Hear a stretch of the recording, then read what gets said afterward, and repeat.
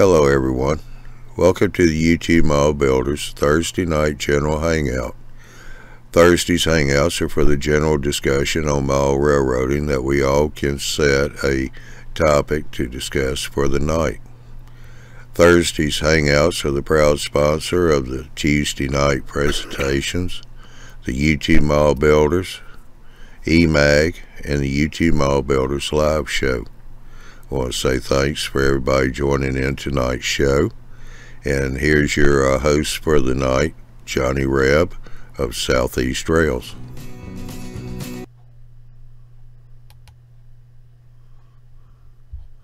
Oh, howdy, howdy, howdy. Let me get it over here where we don't have a blank panel. Okay, now we're going right. Alrighty. I got CG and the panel so far. We got Josh over here, Andy, and Mr. Jim. Probably have a few more coming in here in a little bit. How's it going? Yeah, there's Steve from UK. How you doing, Steve? I haven't seen you in a while. Dave has just popped in. So what you got going on, Jim? Nah, not a whole lot. Yeah. Too busy at work, huh? Yeah. There he is. Hey, Johnny. Hey, Josh. Finally see ya. I jumped back in, and it wouldn't load your camera. It was just a dark screen. Oh, you must have jumped too hard.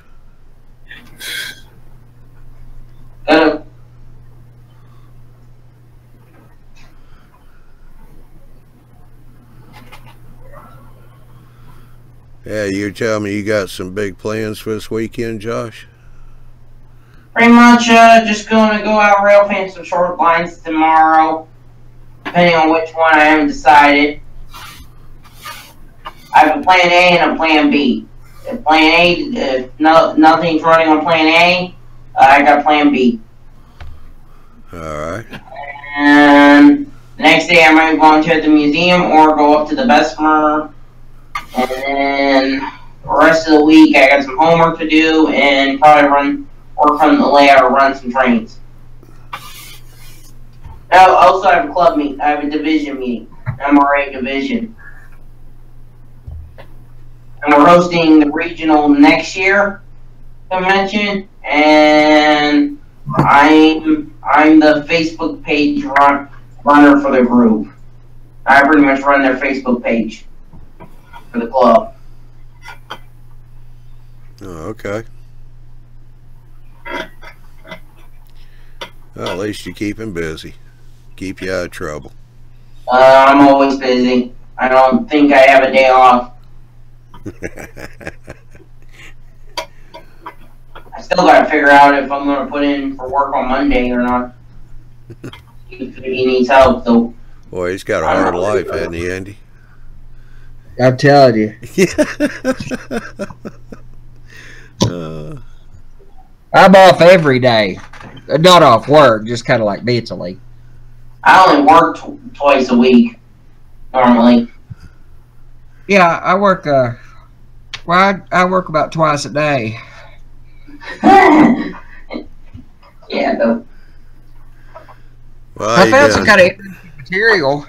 We were talking about Ralph was talking about using cork for road. Of course, the camera never does texture very good on this stuff. But I found this material, and it comes in squares, and it's got a really nice texture. I'm going to try to paint it and see what I can get out of it. But it has a pretty nice texture, and I want seams in it anyway. So it's sorry. Let's do this. It's a self-adhesive, comes on a self-adhesive strip, so you could butt the joints up pretty close together and have the expansion seams that should be there anyway. Yeah. Give it a shot. Kind of interesting. What, is it a cork material or what? If it is, it's got a lot of rubber content. Oh. It's not it's not like like the rubber that I'm more used to dealing with as a rubber. It's not exactly like cork, but it has a texture to it. It's probably ground up rubber. Yeah, I would believe that. And then adhered back together into these, Yeah. That kind of stuff that you would use to protect glass. Yeah, it come with some kind of electrical component. I can't remember what it came with. Some, we all had a bunch of stuff coming in this week, and it was in one of those boxes. So Oh, so that's probably isolator pads.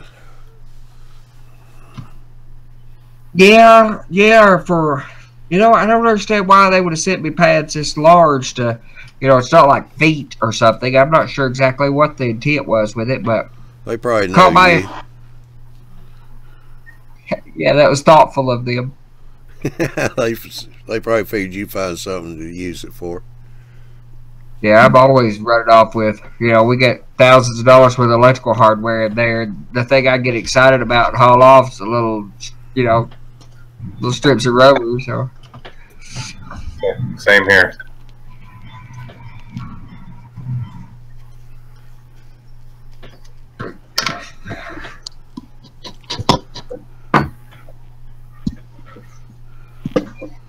So you want to tell everybody your latest adventure there, Andy? What you've been doing in that room? oh gosh, I've tore up Jake this past week. I got motivated last weekend, and so I'm not complete, but I've got my computer station set up, dispatch station, whatever. Maybe much of where I may be hanging out with you guys a lot in the future. So I've been moving much of my workspace into an adjoining room that has been our extra bedroom, but I'm making a workshop.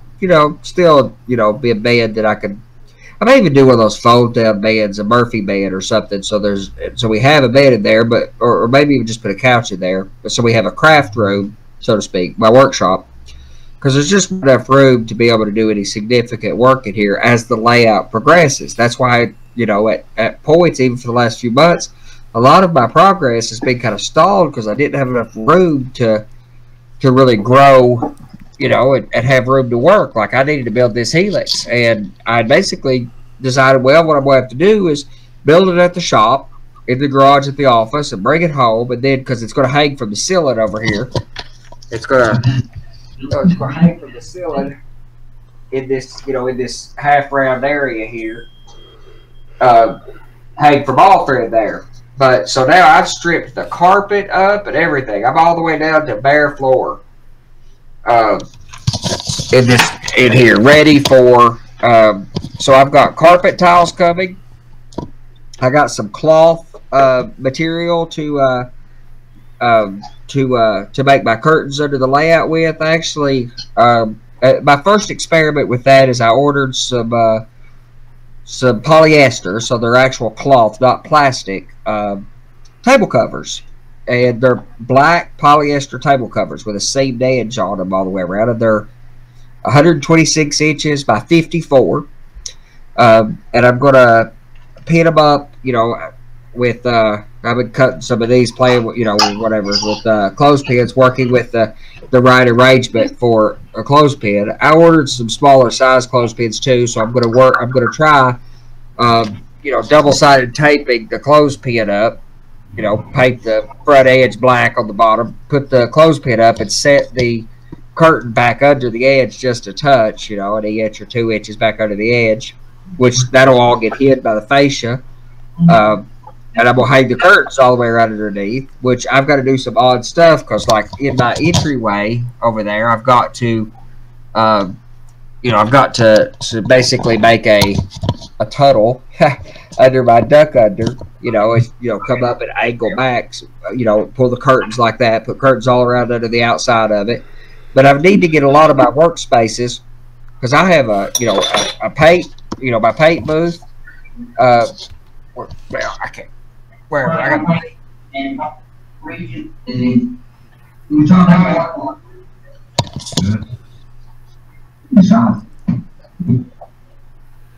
So I got paint booth over there, dedicated paint station over there. I've had my soldering station over in that corner over there. That's where I've had all my electronics and soldering station. I did have my PC station by the door there. I had, I had a modeling station over here where I've been doing much of the stuff here lately. So this is structures and stuff like that. A scenery station, which has been the collection spot for all of my stuff here lately. So I had modeling and structures and rolling stock. I had a scenery station. I had a paint station, electrical station, and computer workstation.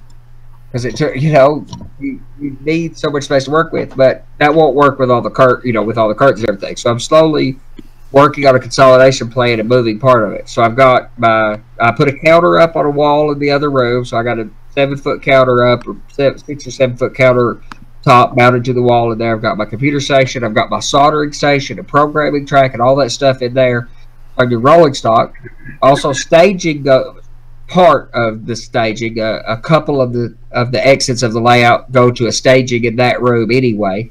So it'll be above my workspace. I'll have staging, programming, rolling stock, soldering, all that in there. Still, I haven't figured out exactly what I'll do with moving the paint station though. So, but I ordered carpet tiles, some 18-inch carpet tiles, enough to do the aisleways with.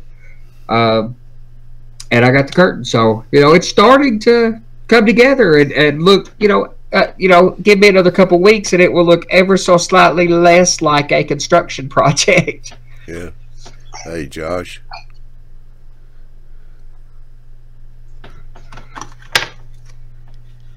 Josh. Yeah. You want to pick a room and just stay there? I'm not staying here. I was seeing who's still talking over there really quick. So yeah, I was gonna let him come over here. Yeah, I heard you had 2 open. Just don't want I only have one. Don't want you getting in trouble. Well, let's see who else we got in here.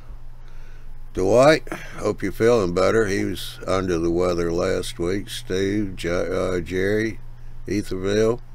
Hey, there's Mr. Ron up there in Canada. Ari, got start to finish coatings.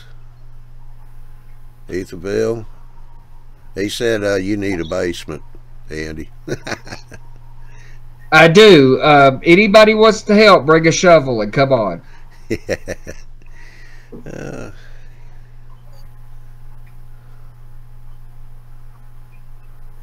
Joe G is asking if you need to put anything under those carpet tiles, or are they soft enough? They should be soft enough. That's from what I understand. And Ralph has done the same thing on his, and he put carpet tiles down, and it's under his layout. I think he said it was over top of tile, not like porcelain tile, like a square floor tile, smooth floor tile, over top of concrete. And as hard a surface as that would be, the carpet tiles were fine, he says. So, carpet tiles are the way to go. I mean, for a whole host of reasons. One, if you're pouring water, like I got a bunch of water to pour in this section here. If you have a leak and you destroy a tile, you're out $2 or $3. You rip the tile up, you throw another one down. I ordered extras. It makes it a lot easier to not carpet under the layout for a whole host of reasons. In my case, there's nothing touching the floor. All of it's shelf bracketed around the walls, and the peninsula and helix and stuff will not be on tripods permanently, but will be hung from the ceiling with all three. So makes it easier to store stuff under there too. So carpet tiles were the right fit for me. How you doing, Andrew?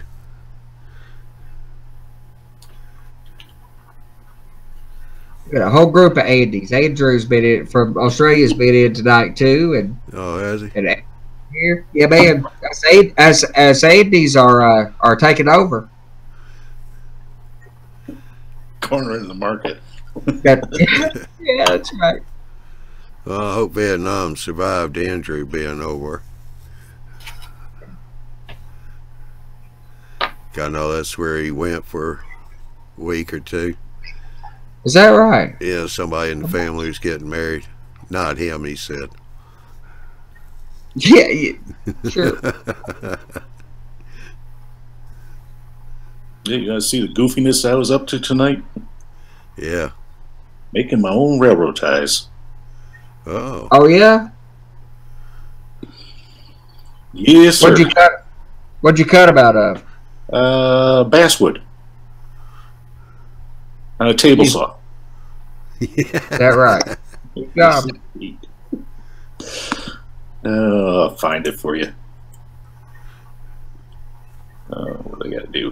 Get out of That's there. the way to do it. I should be. I've thought about it. I had talked about, cutting all my own ties too. But There's a way to do it to make it easy. Hope you used a real thin curved blade, or otherwise you're lost a whole strip of ties there. Well, you do lose a strip of ties, but Yeah.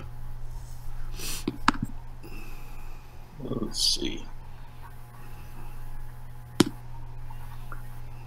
Let's see how I can do this.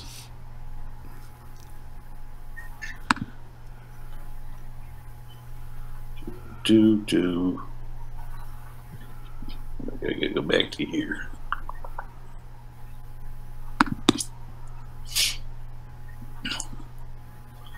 Yeah, there's a little. I'm using a standard 1/8 inch kerf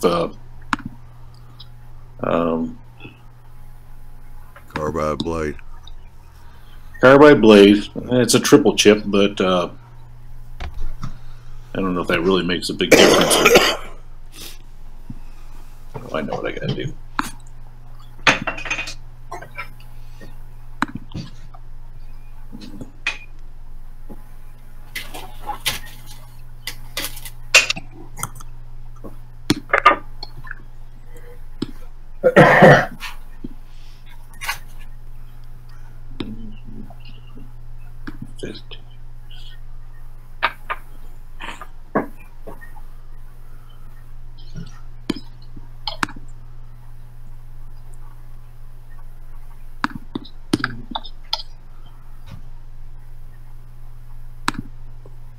Maybe we can figure this thing out one of these days. Yeah.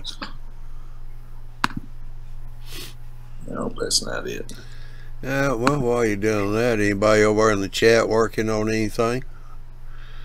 I know Stu has put up a video here lately for his Ron's training things contest.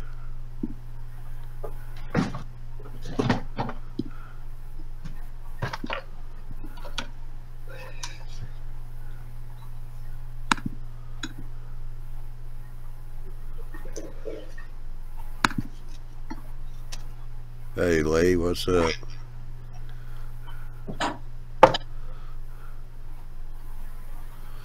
Yeah, Lee's been making progress on his layout. He's been doing some wiring. I think he's finally got 2 tracks wired up now. at his backdrops. Yeah, I got the backdrops up too, and the clouds painted. And That's the it. beta and the Weevil boxes. Yeah, his railroad basically quadrupled in apparent size, over a day. So He should come in.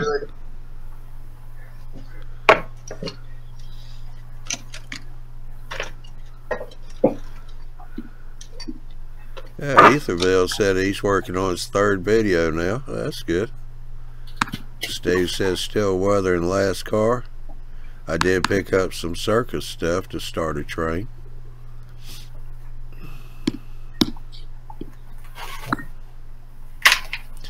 Yeah, if you need any monkeys, we got a few around here.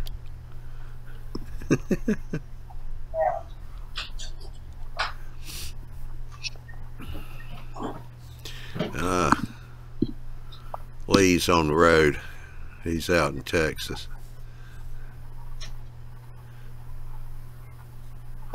Where everything's bigger. look out, Texas. Yeah, really.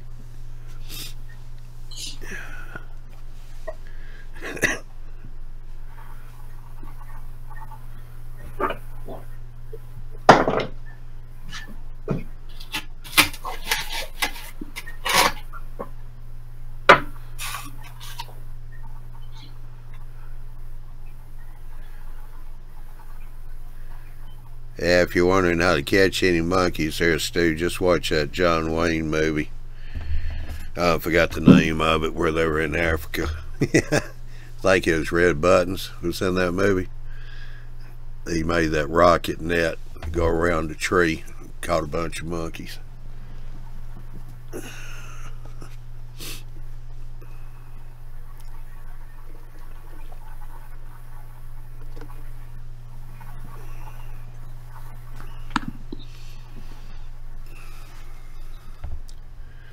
Atari, yeah, thank you, Jerry.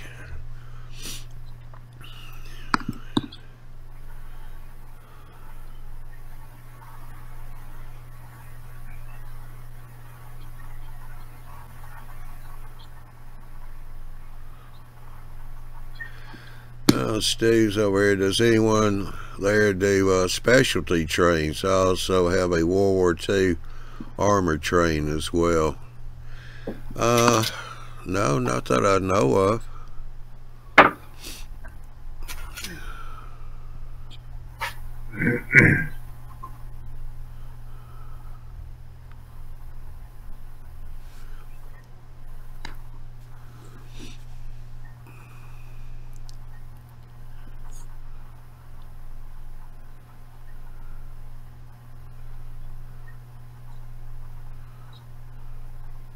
What does he mean by specialties? Ralph built that the vacuum car that was built out of I think it's I can't remember it's a Sperry rail car, however you say that, Sperry rail car. He built that vac car out of that. I'd consider that specialty. I would. Well, he's talking suggest. like he's got the World War II armor train. Yeah, anybody, I guess, running military trains or anything like that, or trains that with unusual loads, like the blades for windmills or rockets, stuff like that.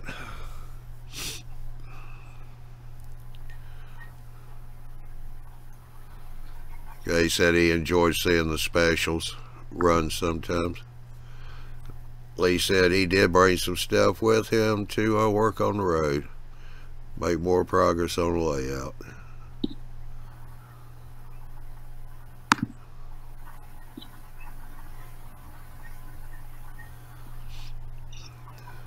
Better utilize that downtime.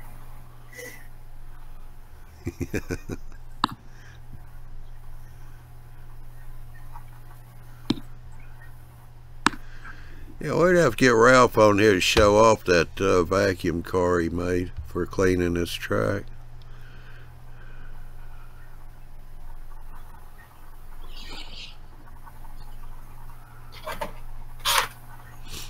Jerry says he's got a Grand Canyon special that was only available in Williams, Arizona. It's no longer available.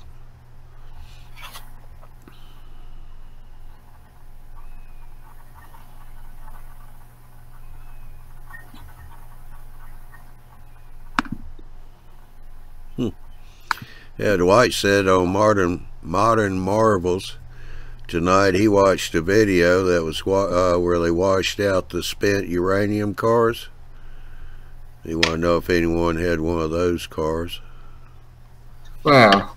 Yeah, I've never seen a model of one of those. Heck, I don't know what the prototype of that car looks like. Sounds interesting, though. Sure does. I found all my dresses, though, I hadn't been able to find. They look a little small, Andy. I don't know if they'll fit you. Yeah, not these days. I've definitely outgrown them. Now you know why his wife won't let him do the laundry. Honey, I shrunk the kids. Oh, wait, I shrunk the laundry. That's right.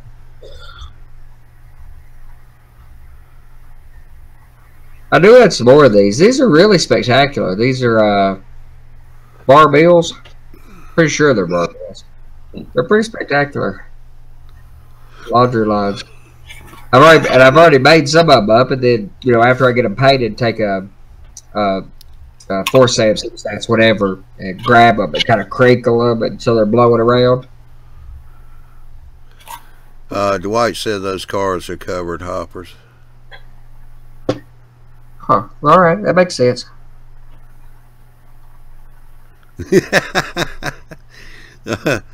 Stu's somewhere laughing. He goes, dresses look better when they're too small, except in Andy's case. No doubt about that. That is quite true, I'm sure.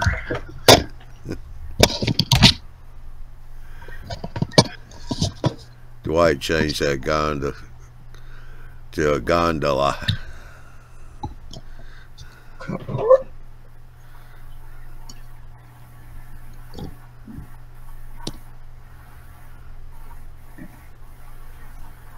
Oh, it's a covered god. Yeah, I've seen a few. There's not a whole lot of uses for. I haven't seen a whole lot of covered gods. There's some. Probably a whole lot in the modern era.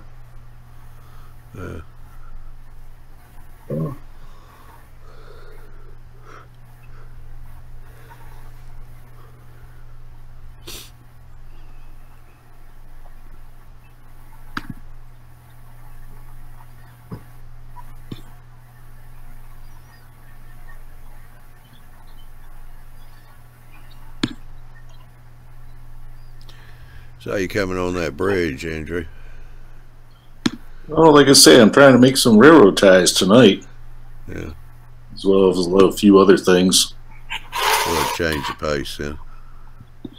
Have you? I got about 3-4 feet more of ties to put down. Yeah. Started out with commercial ones, and I couldn't find the same size again, so I made one batch of them, and I didn't have enough of those, so I'm on my second batch. That's been a problem too. It seems like they vary a little on some of the manufacturers. So I've committed to buying Albert's ties. They are about Albert's. I've got several bags of them. I had some bags from a long time, or I had a part of a bag from a long time ago. They're still identical in size. Yeah. No, I was making my own. There's a little trick to getting them so the same thickness. Which I've got is a parallel block that I put down into the miter slot to the left of the saw blade. Okay, and then you turn around, you take your combination square, and you go the thickness of your tie away from the edge of the saw blade. So that's going to give you, instead of going and trying to cut it off against the rip fence, yeah, your thickness is going to be your fall off piece. Yeah. I've got a little video of it, but it's pretty raw right now. And then to get it to the width, I would see. I don't know. I'll see if this shows up. You tell me if it does, because I can't.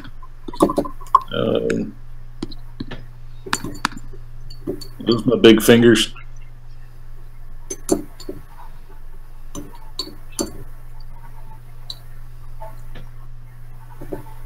And what you do is you just set the width of the railroad ties, then you go up against your fence. Are you gonna? Did you say you were? Are you gonna screen share or something? I'm trying to. I'm just having a hard time. Oh, okay, I was just making sure you knew it hadn't came through yet. You weren't. Stu was saying there are some great hazmat cars out there with big cages around the containers. Ari said lots of hazmat hauled in covered guns. Yeah. And then Stu said, how many ties do you to do that long bridge? A lot. And then some. Well, there's about 5 per inch, give or take, 6 per inch. So take 25 feet, break that down. It's a lot. Yeah. Wow. More than you can count on your hands and toes. Take my slip. Yeah, or probably more you can count on the hands and toes of every family member and whoever's in the household, plus maybe every hand and toe that's in the in your neighborhood. So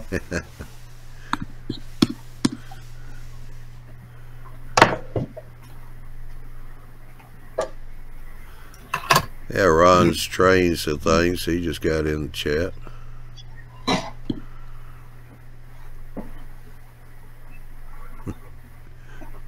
I won't repeat that, Stu.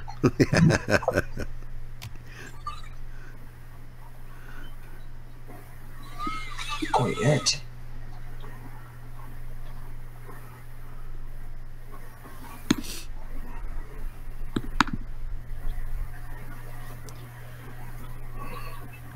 Usually the best thing there, Andrew, is just bring the video up on the desktop. Then you just screen share the desktop and start it playing there. Let's see if I can. Because you're on a laptop, so. Yeah. Let's see. Well, I'm going to try this. Let's see if this works or not. See if you get my big fingers in here. If I do, I'm going to share. Let's try this. Yep. There you go. Yep. Okay. That's where you go. That's after I cut it to the thickness. And then you, right over here, what you do is you're setting the width with the saw blade up a little bit. And once I get that set, then I retract the saw blade. Then the next step is I took a piece of scrap actually from the bridge and a couple pieces of double face tape on it. And stick it down over the blade with the blade down. Yeah, come back up through. So now the next thing you got to do is, you know, here what I do is I got the piece that I cut off, you know, for the thickness of the tie, and I got that against it there. And then what you do is you set a piece up against the rip fence about the thickness of it. So what you're doing is you're sliding your piece underneath there, and you get some nice pieces once you get rid of all the chatter and everything else. So you're almost giving it no place for it to bounce or anything else. Yeah. Right. And you're like wrapping what becomes the tie is basically wrap. I mean, it's on all four sides. You're shoving it through through a hole basically through there. And there's the 3 examples of what comes off of them. Yeah. And then after that, it's just a matter of setting them up in the Northwest short line chopper and cutting them to the width. Absolutely. Let's see if I can show you what. Like I say, the video is very raw.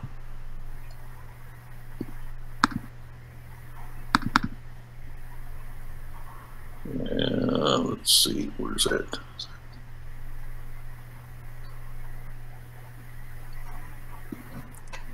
Should it play for me or not?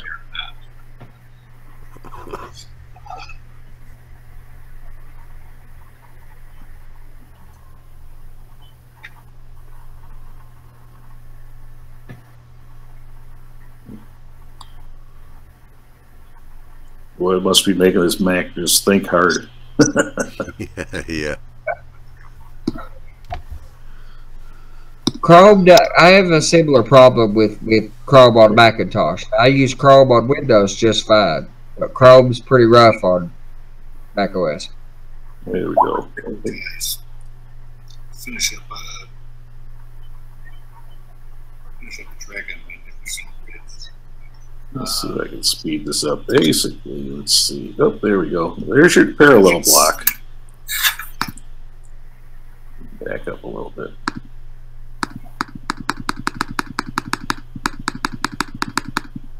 There you got your parallel block in the miter slot.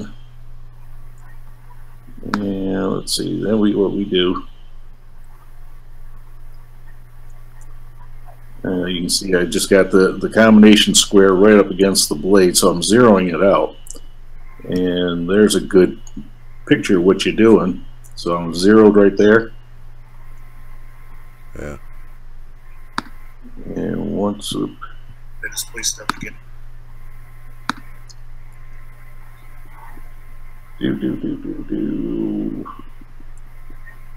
And I measured it out. It didn't work too well. Actually, all I did is I did the same thing. Is I took that piece and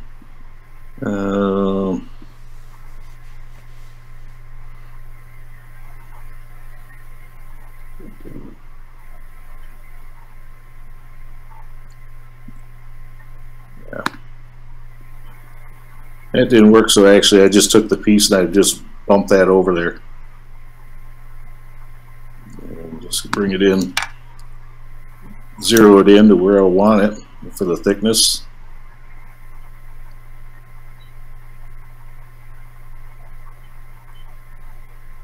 And then from there it's just a matter of indexing that piece of wood over every time.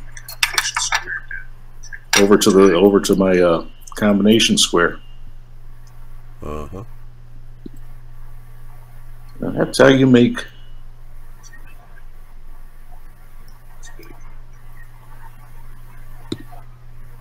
there's how you that's how you make your own railroad ties. It's very nice, Andy. Are you gonna put a video together and post that on YouTube or something? That's spectacular.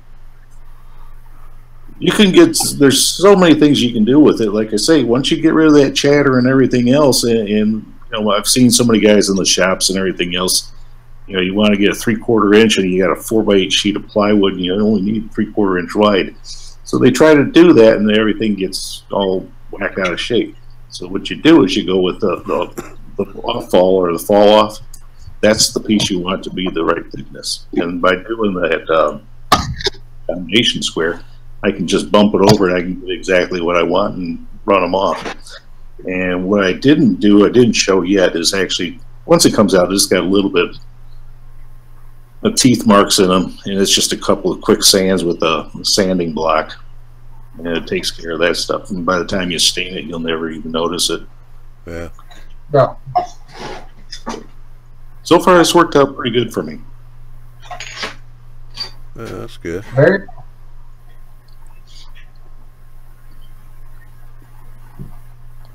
But yeah, I'm gonna see if I'm gonna try to put together a video on doing how to do all that stuff. So you don't need the micro mark saws and everything else. And you know, I'm probably looking at each rip that I did. I was getting, I think it was about 25 to 30 ties by the time I cut it. Yeah. And then by doing that, you know, 2-3 rips, and it's just, there's a couple hundred ties. Were they selling them? Maybe what, 500 ties to a bag? 500 switch ties or 1,000 standard ties to a bag, and it's about $20 for a, you know, for 1,000, or about $20 for 500 turn-up ties, switch ties, whatever. So do it this way. Actually, if you do all your rips and everything first, and then once you set that all up and just feed them under and get your width, you can make them in no time. Basswood, you know, basswood cuts real nice. Absolutely, nice, smooth, and cheap to buy a pretty good, you know, to buy a See, I got your local sawmill here in town, or not too far out of town. And it's cheap. It's cheap enough. I've used that basswood. I've made coal car loads, just setting them up, getting kind of a form on the, you know, for the top, whether it's a flood load or whether it looks like it might have been loaded through a conveyor belt or something. And it all works out pretty good. Yep, all of mine are chute loaded, so they're all piled up like that. So I made a bunch of them one time for a guy, and he wanted flood loads and he wanted chute loads and stuff like that. So, you know, chute loads, I get them to vary a little bit, and I got a couple of different router bits. I just give a little bit of profile and then rip them, put a 45-degree angle on them, and away we go. And then he turns around and spray paints them black and then dips them in, how in the heck did he put it? Gutter silt that he sifted through pantyhose. Huh. All right. and then, you know, just sifted it down to the top of the tie, or on top of the loads I made. And then after that, he just shot them again with a color. Or he was, for a while he was doing some of the different sands and everything else, and so I made several of them that way. Did you say you were buying the basswood from the local sawmill? Yep. So is it, are they plating it, or do you have a plater and you're plating it? I can plane it, but they've already got it all planed, or rough cut. I'm going to say, and their rough cuts are pretty good. Well, and all you do, even if you got rough lumber, like what I would have to get from the local sawmill, which makes sense for me to do that. What I'd have to do is, you'd lose a cut off one side. You plate it with, effectively plate it with a blade. So, yeah, that'd work. That's interesting. But the piece I got right now is roughly 2 inches by 2 inches, I think, and it's about 3-4 feet long. About 3 feet, I think. I might even have some more over at my brother-in-law's house too. That's where I first started making some of this stuff before I had a house.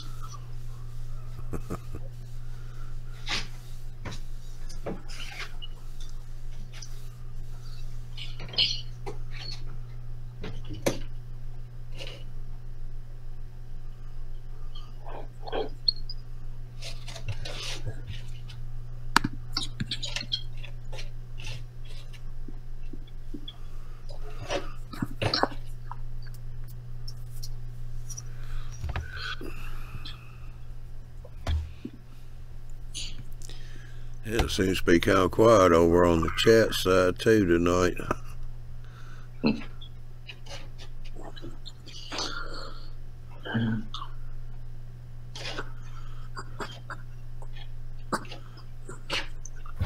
the next thing I have to do is I'm going to have to. They got an architectural detail that goes on the top of the large arch, and I'm going to have to make that all out of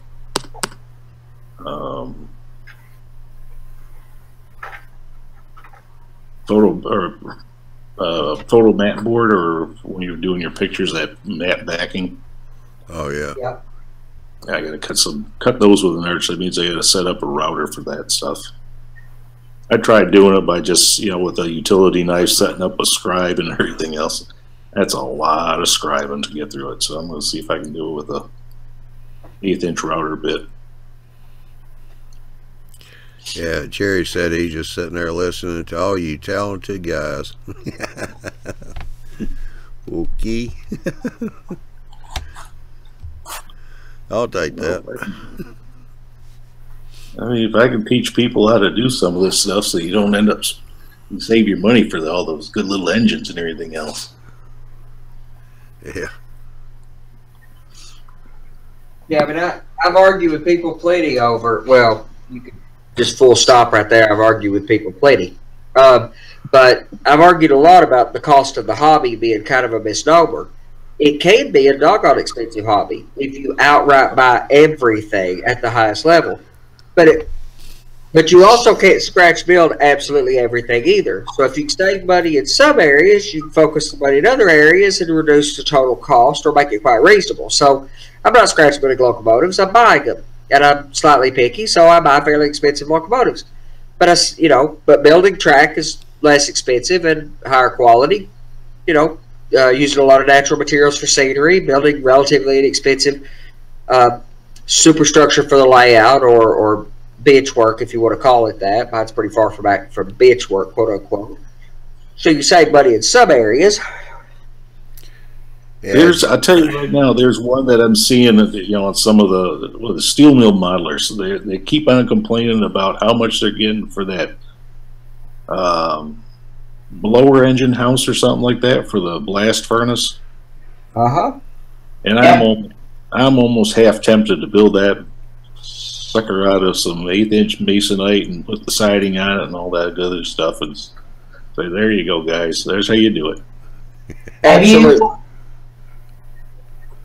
Have you ever heard of DJ Trains on YouTube? No, not off the top of my head. Okay, he's a steel mill modeler. He's in N-scale. Works for a CSX. So he scratch builds all his steel mill stuff. Yeah. a lot of it. I'll get. So you been posting much lately, Josh? 'Cause I ain't got any notifications from you. Yeah, I haven't seen much from DJ for a while. DJ? DJ Trains, he just posted a video 1 day ago. Alright, but has you been posting much before that? 1 month ago, 2 months ago, 4 months ago, 8 months ago. Okay. And at least a couple dozen videos. Alright, well And you know, he works. I just need to go back over to YouTube and refresh my notification then. I haven't been getting notifications when he posts. Here's just in the for Andy, the other Andy, not Andy Crawford, who we all like and love. And Andy in the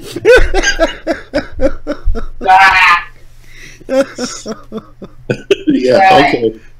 okay. In the chat room in the Hangouts, not on the YouTube channel. There's a link right there for his YouTube channel.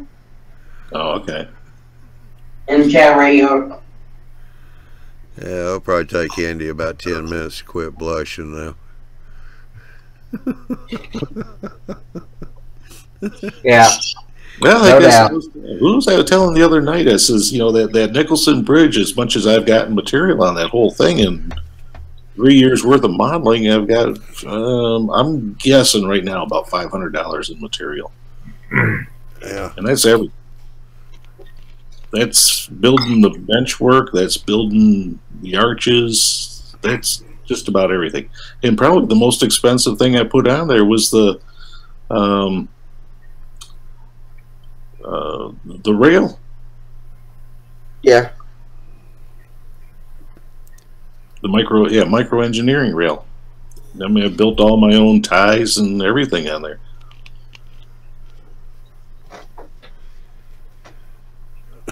So, like I say, we're talking about something expensive. It's, you know, $500 for 3 years worth of modeling is not bad. No. Yeah, for Most as big expensive and long thing- as that thing is. Yeah. Most expensive thing on mine, I mean, other than individual things like locomotives or rolling stock, that's where my money goes into that, but not, you can't count that as part of the layout. Separate that from the layout cost entirely for any of the equipment. Most expensive thing I've got is the detail parts associated with the track. That's the single most expensive thing. Other than that, I've been working for 3 years on my layout, give or take, and all in DCC, track work, and everything, which I've still got a long way to go on track work, but I've got enough parts to build a whole lot of it. All in, I'm sub $1,000. Yeah. That's what I actually enjoy about the hobby, is trying to multi-use things. Yep. Well, you know, the funny thing is, I think I got into the hobby back in, what, the late 70s. And I probably can still find my first Walters catalog. And, Wow. you know, you look at the buildings that they had back there, they all had a European flair to them. You know, there was very, I mean, something that way might have looked North American, where some of your was Sitem metal kits. And it was all the cardboard and stuff like that. And if I remember right, the Walters catalog was maybe all of 1/4 to 3/8 of an inch thick. Yeah, I remember it being, you know, 3/8 of an inch, maybe a half inch. I remember it being about a half inch thick. Now they're 2 inches thick. And if you look at it, I mean, what we have available today versus back then, it's kind of like, it's phenomenal. Oh, yeah. You know, the detailed parts and everything else. The detailed parts back then was not much of anything to speak of. That's it. You had to, you know, they talk about there's a few scales that you're basically choosing to be a scratch builder.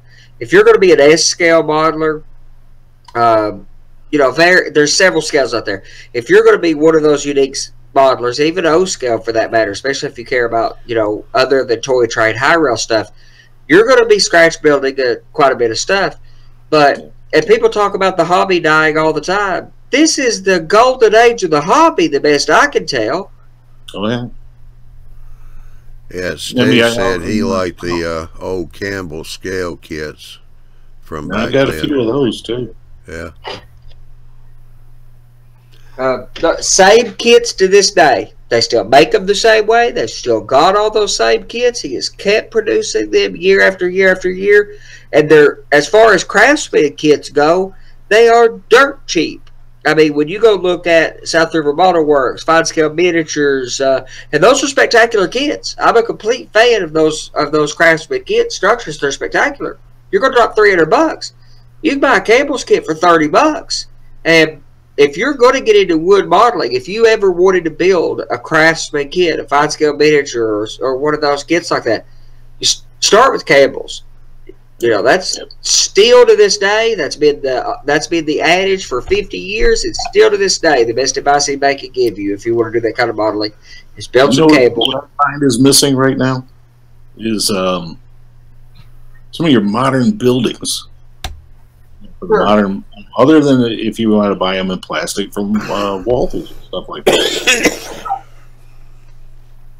I mean, Well, if you look at modern day railroading with their big warehouses and everything else, it's missing right now. Well, and the Bob has been talking about doing a. No, I'm sorry. Rod from Rod Stranger Things been talking about doing a modern structure and getting that mirror finish on the windows, that semi-mirrored finish or whatever. That's they work. You go to Home Depot or you go to Lowe's and you get that. It's a window film. It's a low E film. You find it over by, I think, where they got the carpet stuff. Is usually where that's at. By the ceramic tiles and the carpet stuff, and it's usually and you just put it on your face of your. Well, you probably just get some acrylic or something like that, and you put that on there. I've applied that on windows and houses, and that really cuts the heat down. But actually, what it does is gives you a little bit of a mirror look to it, and I think you can get it to the point where it's either darkening, room darkening, or a mirror look to it. It's something I'm going to look into.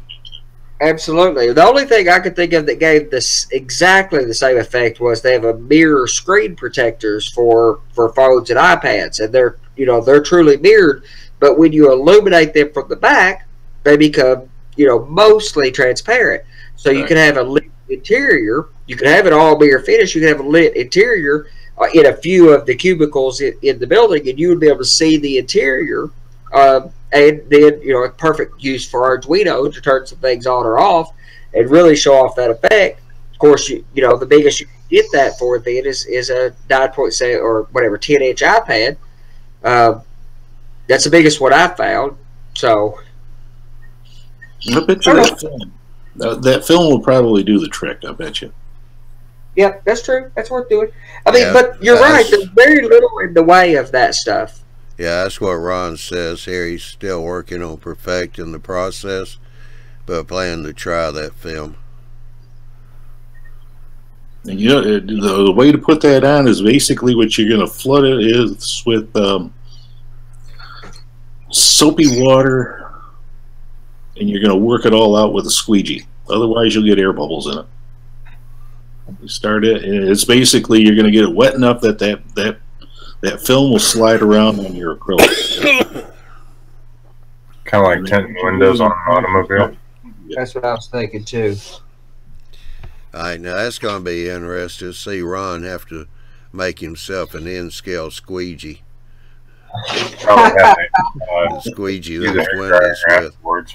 No, what I'm talking about is basically you can even take a credit card, the edge of a credit card, and you're going to work your bubbles out. Yeah. Otherwise, it won't look right. How you doing, Dave? Come on, don't tell him you can get away with that yet. Let's tell him he's going to have an N-scale squeegee first and see how that goes. Well, you have to have scaffolding hanging from the top of the building with N-scale crew on it. There you are. I'm not sure what it is you're talking about, but it does sound a lot like something I used to do years ago. I used to work as a sign writer. And so, vinyl lettering, you cut it out and you stick it on.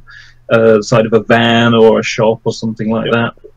And what we do is we'd use a bit of washing up liquid in a squeezy bottle, just you get a saturated area. Wipe it down, stick it on, and that makes it much easier to squeeze the bubbles out. Yep, it's almost like the same way of doing decaling. You gotta get it so it'll float around, and then you're just gonna get it down. Yeah. The other thing to do is have a work your way out to the edge. Yeah, have your modeling scalpel and just do a little tiny slice, or just pop a bubble and then just squeeze it through the holes. That also works as well. I'm thinking that would work if you took a piece of acrylic and you put that on there, and you would get your modern mirrored building. Yeah, Ron said that spraying lens tint by Rust-Oleum does not work, at least not on the acrylic. And he says, squeegee, I'll just use the windshield wipers from my N-scale locomotive. There you go.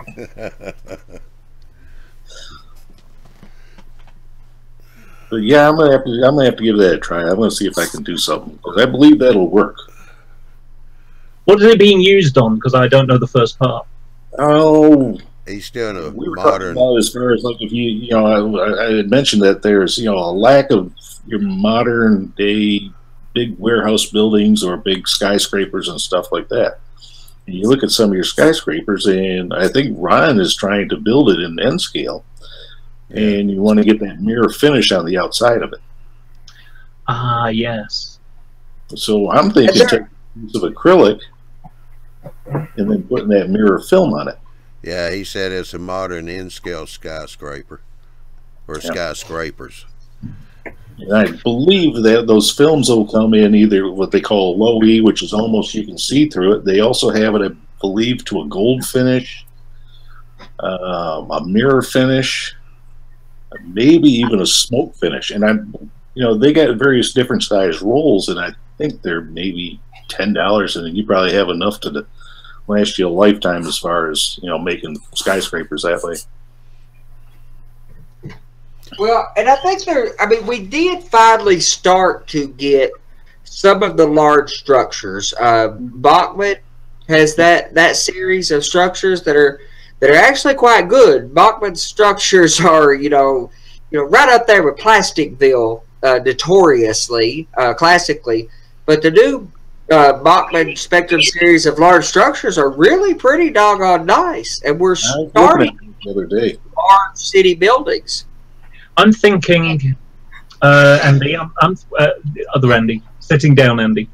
So what I'm thinking here is you could start with your acrylic, put your tint over the top of it, so you can have a metallic tint on it, and then you could use either PVA, Future, something of that nature, something that's kind of tacky, and then put some evergreen plastic on the outside for your framework and things like that. That's entirely possible. You could, and that would another way I would even think about doing is after you get the film on there.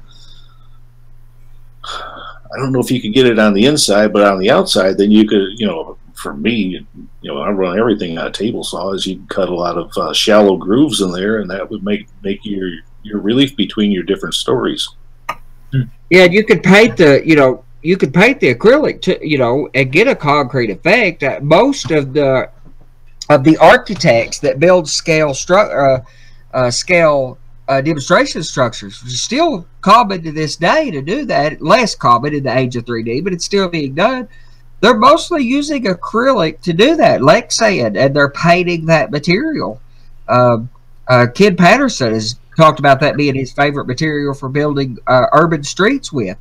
So acrylic's a great medium for that, for scoring, putting the lines in, etc. So you could go score some lines in the acrylic, paint that for the concrete in the areas between, mask it off after you get that material you guys are talking about on there, mask it off, paint that concrete facade. The other trick you have to do if you want to make any types of relief in the acrylic is make sure you use a triple chip blade. What is it? A triple chip, like a diamond tooth blade or something? No. Pardon me? What is a triple chip blade? The same thing I was using. Let's see if I can pull that photo back up again. It's basically Okay. 3 blades with the reliefs in between them, and then you get a big long slot in there. I got you. Instead of having a Yeah, save one ball. that's curved to the right, one's curved to the left, and you get the third one is kind of a it's got a bevel on either side of it. So when you run it through, instead of seeing where it dips back and forth, you get almost like a V cut in there. And what it does is it eliminates a lot of the chipping. Yeah. I'll see if I can pull up the photo again. The blade I have in there in the saw that I just showed you, that's a triple chip. All right, tell you what you I could- got a couple of people here. I'm going to read So, off it real quick. Steve Structure. I wonder if the modern Mylar sealable bags could be used as the same type of film to be attached. Mitch R. said, do in-scale locomotives have windshield wipers? I've never seen them, but I'm 62 years. Must be going bad. Ron said that what he's doing is I'm scribing the outside with a hobby knife and laminating the structure on with a 10,000 styrene.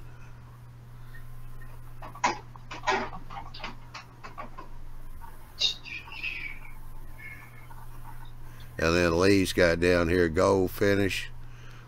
We are not talking about the Trump Tower in Vegas. Yeah.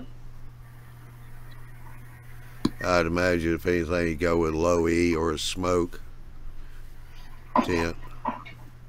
Yeah, but I know they are available at Lowe's and Home Depot. Like I say, I did my brother-in-law's house, and they're phenomenal to work with.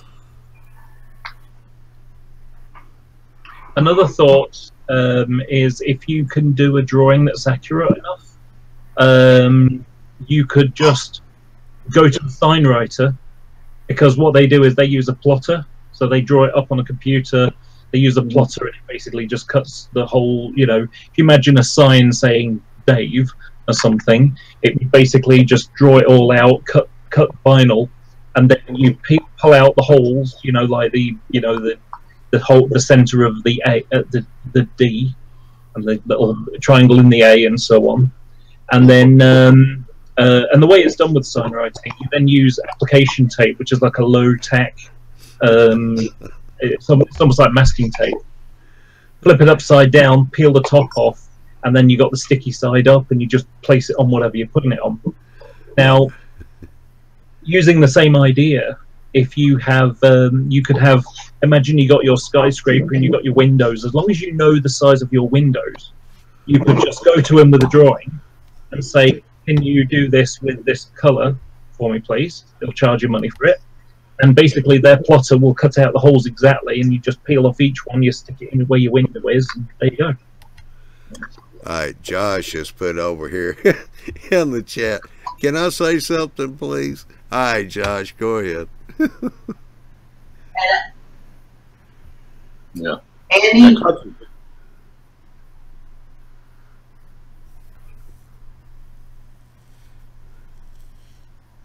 Andy's busy. He's got his mic muted. Alright, go ahead, Josh. since Ron's not, Huh? Ron's talking. I don't hear Ron, right. he's talking. Trying to refresh. Ron. Johnny can't hear you. I was trying to talk and use, yeah, a little bit mix up. And then, okay, thanks. Alright, hang on. Does anybody else see Ron trying some things on the panel here? Well, I never mind. do. That's where it was. He's coming back. So, Andy, you just said Bachman, you pretty much started, they're bad at their own work because they actually own plastic fill nowadays. Mhm. Oh, okay. Well, Bachman is improved in a lot of areas. Those structures are just particularly good. All right, Johnny, can you see Rod now? Yeah, I see. Good. Alright, So Ron. tell us what you did with that structure, Rod, with your skyscraper. Okay, hold on a second. I'm fixing my camera here because I was trying to do something else, and then y'all kept talking about this project that I've been trying to perfect for ages, so I had to jump in here. Okay. I started off with an Excel document and went in and just played with cells. And I knew kind of what my basic building block was going to be, which is 4-foot squares. Anyway, I just played with cells until I got the picture of the window pattern that I wanted. Printed this out, cut it out, taped it to the back of the acrylic, and then I just used this as a guide and a straight edge, and I scribed all of this onto the front with the back edge of a hobby knife. Scribed each line, just 3 or 4 times, enough to get a good scribe on it.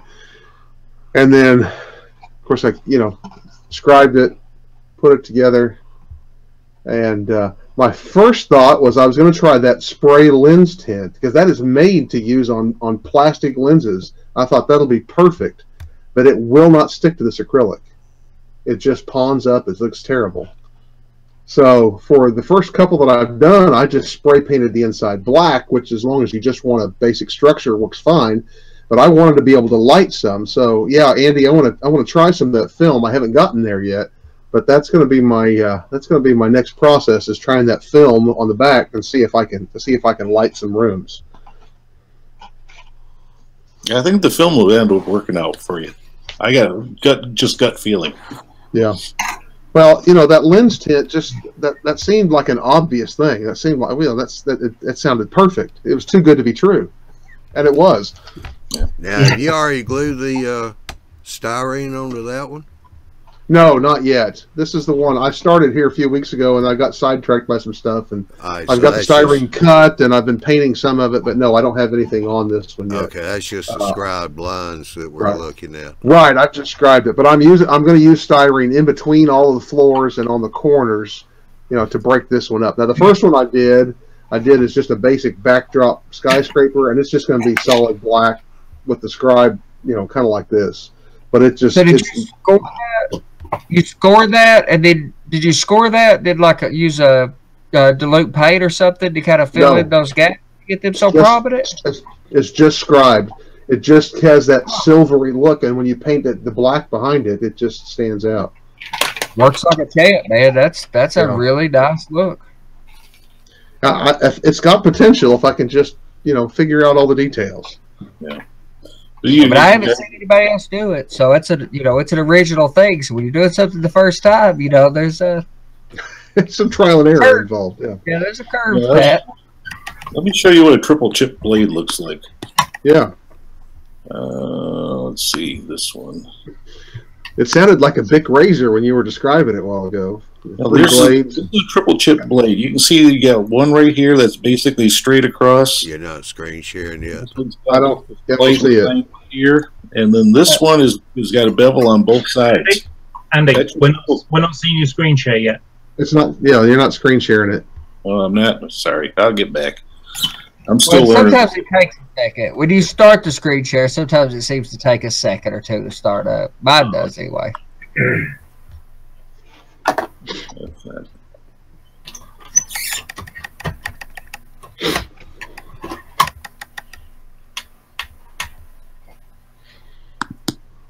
Let's try that again. It's not wanting to do it very well for me.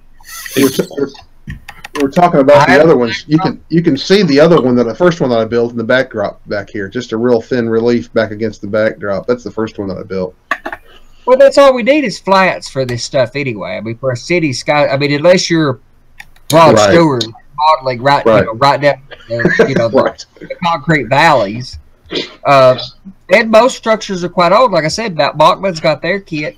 And if you go to Imagine That Laser Art to Nick Masney, which, we talked to him about the Fine Scale Show, a year or something ago or some months ago. But if you go to his site, take a look at some of the customer stuff.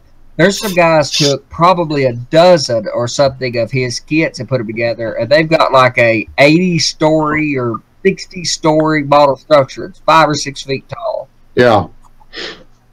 You see, well, there's a guy up in Kansas City that makes, and he's an architectural model builder for a living. But he makes for for model railroaders or other kinds of modelers. He makes modern skyscraper buildings, and I was thinking about buying them. You can get them in a variety of heights. You can get them nice and tall, but they're $65 and $70 a piece. And I'm looking at them and I'm like, there's got to be some way that I can duplicate this myself. Yeah. So, why don't you give him a call, talk to him, ask him if he could kind of steer you in the right direction and get that look you're looking for. Well, I might do that. I hate to ask somebody for his trade secrets when he's trying to sell something. Some of these people, even though they're doing this, they don't mind telling you what they're doing or how to do it. Yeah, I might drop him an email and see what kind of response I get. Just let him know what you're doing and why you're doing it that way, and right. Think about it this way. I do this all the time. I've got in contact with manufacturers and all sorts of things. The worst they can do is say no. Well, that's true. Well, and you need a half of a structure too, not a full structure. So you may be able to, and if he thought, if he has a chance to get anybody off from you, he may be able to work work some arrangement to give you what you need for flats. But if you want to recreate any town that even looks substantial, that's a lot of structures, Right. You think about how many trees it takes to make a forest on a 2-foot deep layout. It's a lot of trees. Now think that's how many structures you need. Right. Tell me about trees. I got 50 square feet. I got to put trees underneath. I've guesstimated that and I don't have that big of a mountain area, but I've got pretty good sized mountains, and I'm guessing I'm going to need between 12 and 1,500 pine trees to cover it. Well, pine trees don't bulk out as much either, so you don't cover much space with them. However, modeling the West, there's a lot more space between them. Appalachian trees, man, those things are intercoupled. So if my background scene in a square foot, I need about 30 to 40 trees per square foot. Well, that Appalachian modeling is where the whole puffball forest thing came from, because if you're looking down on it, that can look pretty realistic if you do it well, because they're just that compacted together. I agree, and I'm not. I sound like in most cases I'm anti-puffball. I mean, I guess in some sense I am, but it can be done well if you fix the forest edge and along the right of way. And puffballs worked great when the average layout height was 36 inches high. Well, that's the way we did it. But now, as we build these layouts at eye level that are narrow, the puffball thing just entirely falls down. Right. Ron, yeah, I agree. Did I tell you about Ralph's little trick for pine trees? No. All right. Well, when you're in the nightly chat, you need to talk to Ralph. He's got something that looks real good to work for your background. For pine trees, you say? Yeah. Oh yeah, he showed that. He showed that one night after the live show. Yeah. Yeah, he used a screen wire. Just parts of my top of it. Oh, are you talking about the? No, that wasn't Ralph. That was Miles that was telling me that. No, what Ralph did was he just took some screen wire and he cut it. Cut V's in it and stuff like that. Made it look like tops of the pine trees. And then he threw some. He sprayed it with glue. Put some ground foam on it. Kind of painted it up, I guess. If the ground foam's not exactly what he's looking for. And he had it sitting over on the wall in the background of some other trees, look like tops of pine trees, sitting there. Just putting it right against the backdrop. Yeah, kind of like the scuff pad tree thing. Yeah, that's what I was going to say. You take these scoured pads, and I think it's Joe Fugit possibly that had done that along his backdrop, because it fills out that bottom area, so you're not looking through the bottoms of the trees into your backdrop picture. So you leave the bottom of it intact, paint it dark, so it it looks like that the junk in the forest floor, and then cut the top of it coarse out of this stuff, and you can even bend it around and kind of puff it out a little bit to get a forest flat. There was a something in Model Railroader here. It's been a few years back where they did that, but what they got was the scuff pad stuff that comes. It looks like it's about 4 inches wide. It's used in the automotive for some kind of insulation padding, I don't know what, but it's rough. It's kind of like scour pad, except it's less dense. You can kind of see through it, but it comes in rolls 4 inches wide and like 8 feet long. So, I mean, if you wanted to do a long section, or, I mean, you could do big pieces of it at once. I've got to find some of that. That sounds exactly. I need some of that stuff because I'm going to do that the way kind of like Joe Fugit done along his. Because the problem I have now is even when I have quite a few rows of trees, as you get up there and look, you can see between the trucks, you can see through the backdrop, and even with the photo backdrop, like I'm working toward getting, that illusion is going to still suffer. You need to fill that up with something, and you can't just paint it dark. It needs to have texture to it. How you doing, Andrew? Oh, not bad, Johnny. Not bad. Yourself? Yeah, good to see you.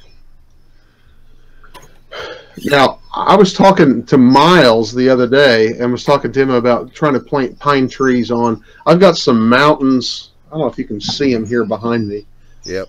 Well, let me do the old-fashioned shaky thing, and I'll just walk you up here. Maybe. I'll get everything repositioned. You see these mountains right in there. Yep. And, you know, I wanted that layered effect of the mountains, but those are extremely steep. And I've been trying to figure out exactly how I was going to plant pine trees on them. And Miles gave me the idea the other day, and I forgot who he said had done this, but somebody there in Kansas City took a piece of burlap and laid it out and covered it with a variety of, you know, ground foam and just stuff that kind of had the underbrush look, and then hung the burlap over an almost vertical surface, and then you can plant your pine trees right in that burlap. And I'm going to give that a shot. I think that may work. I'm pretty excited about that because I've been trying to figure out for a year how to get the pine trees planted in that densely enough. So I'll get back with you all on that. It's a shame there's no. It's a shame there's no railways on the Falkland Islands. No trees. Yeah. What's the fun in that? Well, when Andy gets back, Jennifer's asked a question. So when Andy gets back, just to let you know, Jennifer, Andy's one of his fine scale build shows. He's going to be doing some trees on that, so you can see. But tonight, I'll see if he can just give you a quick rundown, because a lot of one thing we use is you buy it from Scenic Express. They've got a tree material that works real well that we use to make trees, but the stems are real thin, so they're good for saplings and thin trunk trees. But they work really well. They make a really decent looking tree.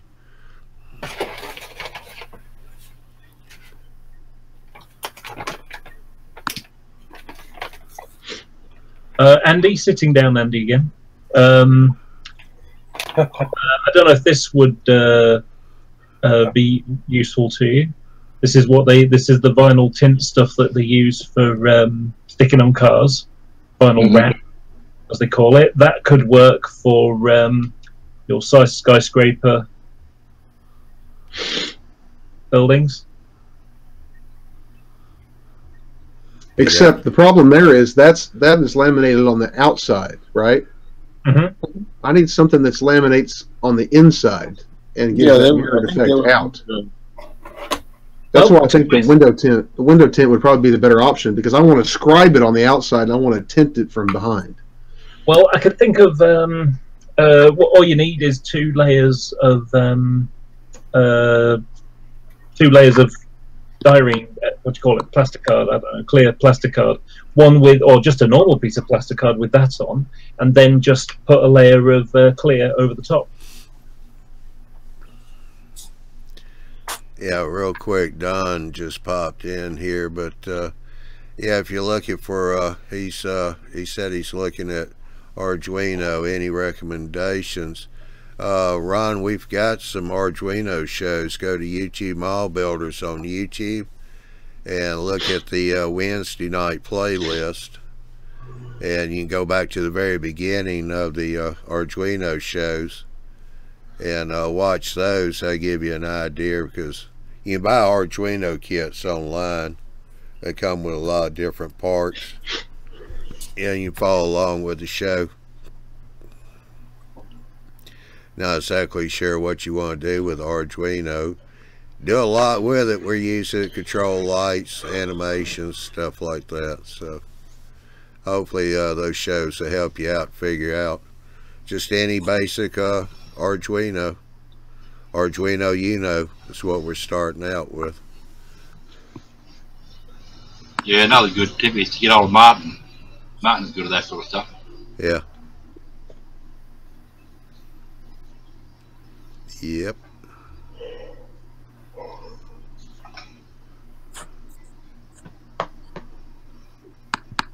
Who's the other guy that does a lot of animation on railways?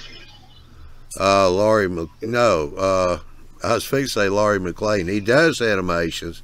He just doesn't use electronics for it. Marty's trying to convert him over.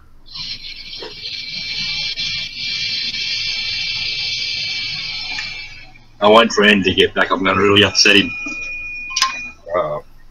My new laser cutter just arrived. Yeah. Don't tell him though. They sent a 110 volt power pack to a 240 volt power pack.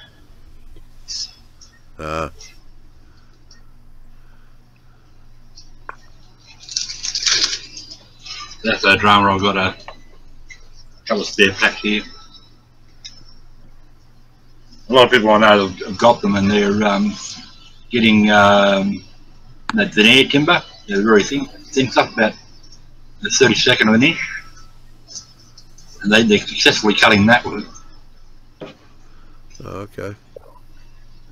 Yeah, Don, definitely go look at those videos, because there is one in there where they're actually controlling a servo, but yeah, you can get boards that'll control more than one servo at a time. Go ahead, Andrew, real quick. And what they do is once they've cut it out, they're gluing small square bits to the back to brace it and gluing the building together. Huh.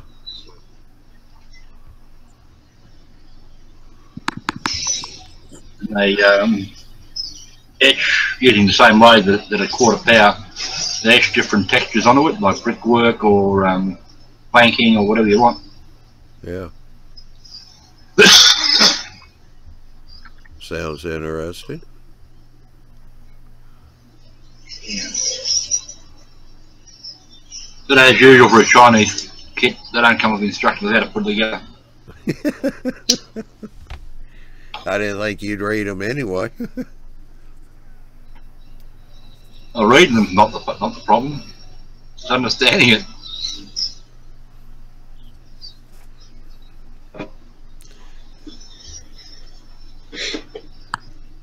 Tell you what, Andy, can you hear me? Yep. All right, Andrew has something he wants to show you real quick, because we ain't got too much longer left in the show. Guess what arrived about 5 minutes ago, Andy? Hang on, Andrew. All right, go ahead. Now he's at the monitor. Guess what just arrived a couple of minutes ago? What you got? My new laser cutter. Oh man, you needed something else to make racket around that place.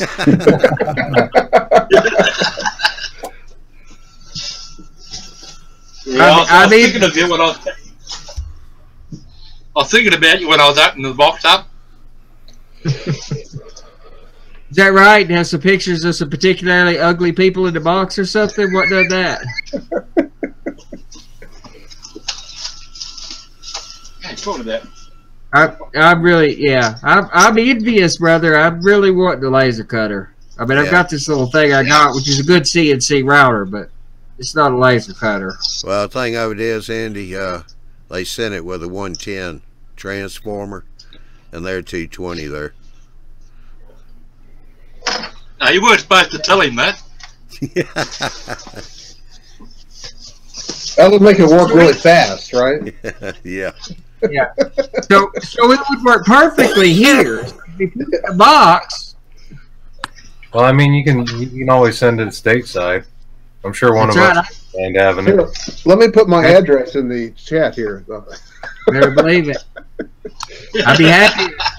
I'd be happy to, you know, let you visit it from time to time. You know, We'll just give it a good road test. yeah. Bad news, Andy, but you got 2 chances.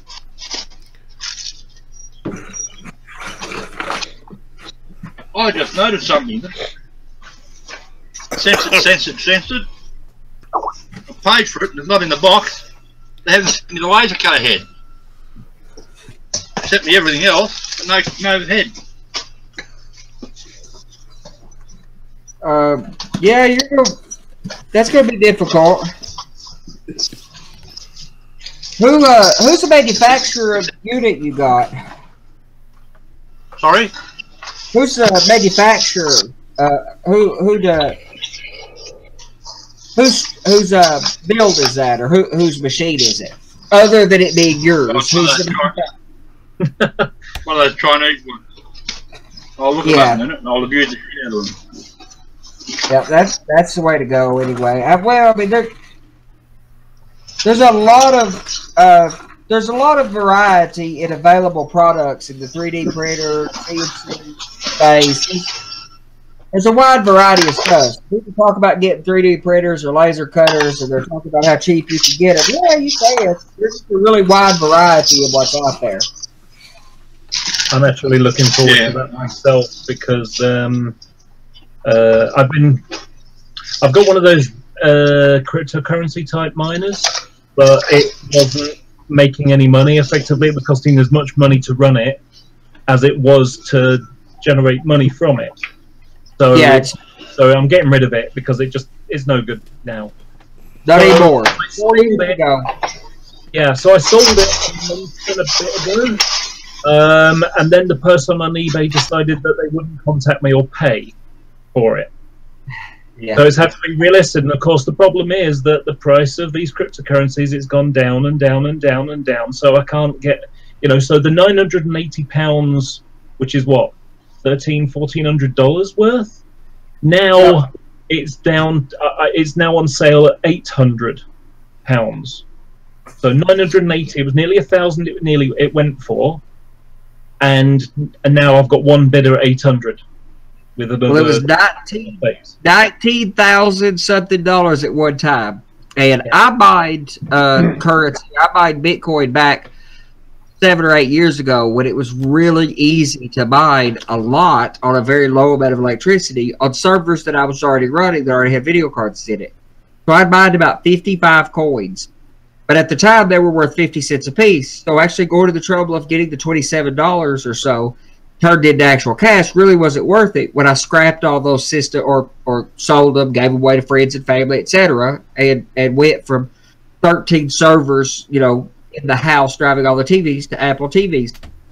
Now, if I had kept those, quite literally, not being hyperbolic, there was $700 and something thousand worth of coins that all I would have had to do was throw a text file on a USB key. And I would have had 700 something all those years, you know, those years ago. I would have had over $700,000. Damn. Had it, but you can't hide at current electricity prices in the States and in Europe.